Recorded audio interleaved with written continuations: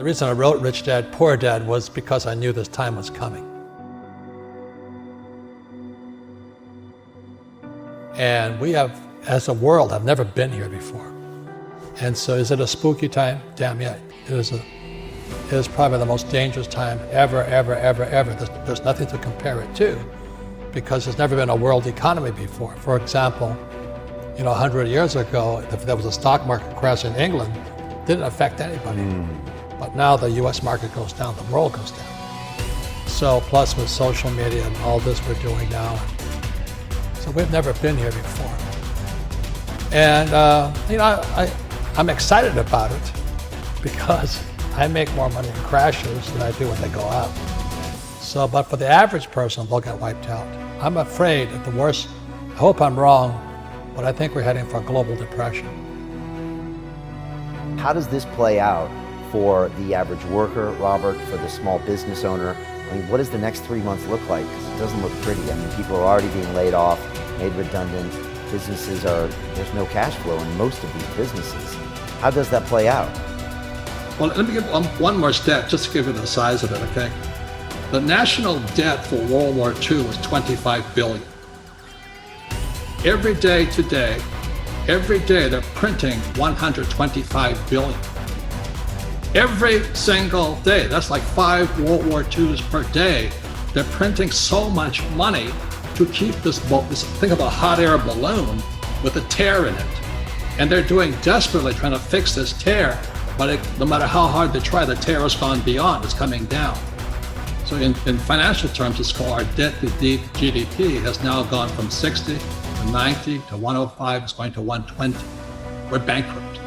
And they're going to print more and more money, which means savers are losers, just as I predicted. Your money is going to be worthless in a few years. Wow. So my message is the same as some of your other guests. This is metamorphosis time. Financial education, in Rich Dad's terms, is really financial transformation. And the definition of metamorphosis is very important. Metamorphosis, the definition is the evolution or the transformation from an immature form to an adult form. An immature form to an adult form. Metamorphosis is the same as a caterpillar turning into a butterfly. And Fuller always said there's nothing to predict a butterfly inside a caterpillar. So everybody listening right now, if you're struggling financially, just think of yourself as a little caterpillar. And this crisis is your cocoon. The question is, what do you emerge as? Do you emerge as a victim? The world did it to me, and the capitalists are crook, and the rich are bastards, and all this stuff? Or do you say, oh, this is the best thing that ever happened to me? The same as my health. I am ground zero for the coronavirus. All that does is inspire me to get healthier. You're either going to get healthier and wealthier, or you're going to go bust. Your choice. It sits between your ears, your heart, your body, your mind, your spirit, your attitude.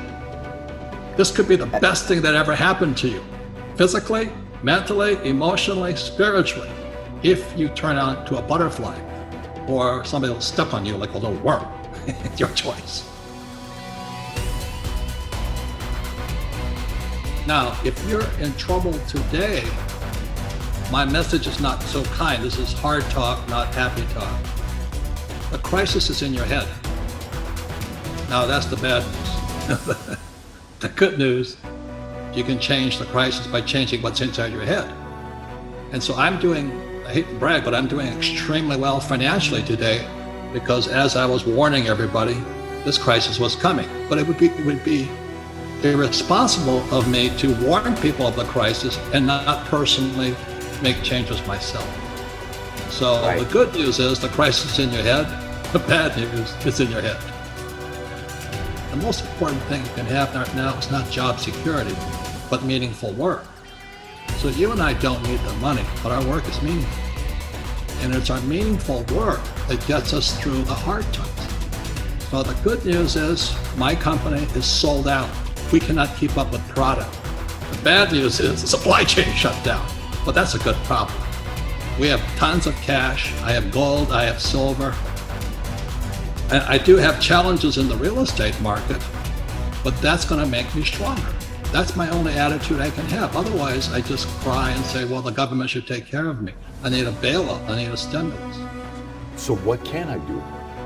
I'm one of them. What do I do? Does it go back to employee, self-employed business owner, investor? Like, go find a business, go start a business, go reposition yourself career-wise? You know, is there a 1, 2, 3 step process on what I can do to be prepared for it? I have a friend in Panama. He has an avocado farm. So he's sitting in Panama growing avocados. It's just because people have to eat. Another guy's, a friend of mine, is growing blueberries. But another friend of mine, he moved up to, he was from Seattle. He had a big house. His kids all moved out. So he converted the kids' bedrooms into one-bedroom apartments. So he put a kitchen and he put a toilet inside his little bedrooms. And so he now rents out 4 bedrooms. He's making more money today than ever before because a lot of workers commute to Seattle. So they come in, they check in, they come in on Sunday night, they check out Friday afternoon. It's at a little house. He's making more money. So the point is, everybody can do something, but you got to figure out what you can do.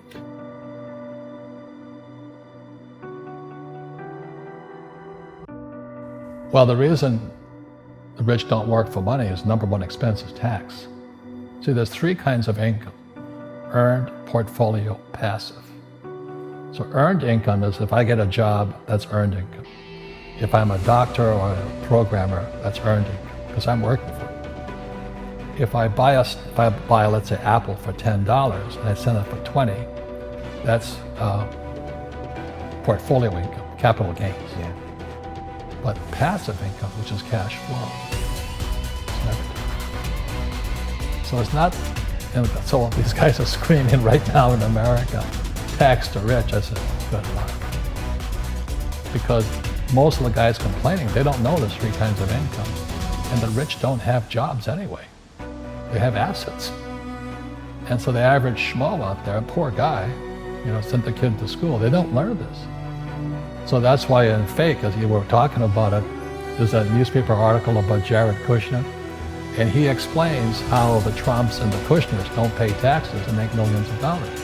And the reporter couldn't understand it because our schools will never teach you that 3 types of income. And they judged him and say they're wrong and it's cheating. And you see that over and over again. Amazon not paying taxes. What do you say to people when they come up and say, Robert, it's not fair. It's not fair they're not paying taxes. Well, there's always 3 sides to a coin, heads, tails, and the edge.